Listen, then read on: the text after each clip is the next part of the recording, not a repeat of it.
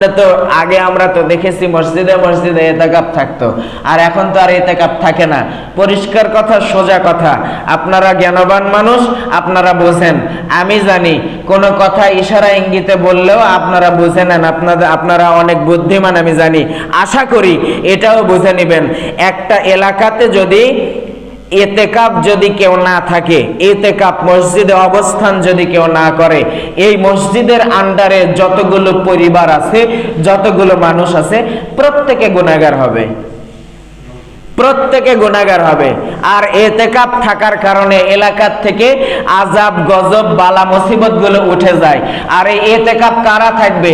সমাজের ভিতরে দেখা যায় যারা ধনী মানুষ, যাদের উপরে যাকাত ফরজ, এই সমস্ত ধনী ধনী মানুষগুলো মসজিদের মধ্যে ইতিকাফ থাকা সবচাইতে উত্তম।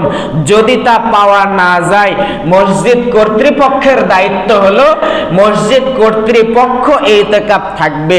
তাতেও যদি সম্ভব না হয়, প্রয়োজন হলে মানুষকে টাকা দিয়া ভাড়া করে দিন মজুর হিসাবে, দিন হিসাবে টাকা দিয়া, খাবার দিয়া, যে বাবা তোমার টাকা দেওয়া হবে এত প্রতিদিন হাজিরা, আবার খাবার দেওয়া হবে, এই কয়দিন থাকো। তারপরেও একটা মসজিদে ইতিকাফ থাকা, এটা মসজিদের হক। যদি না হয়, পুরা এলাকাবাসী গুনাহগার হয়ে যাবে। বলেন নাউজুবিল্লাহ।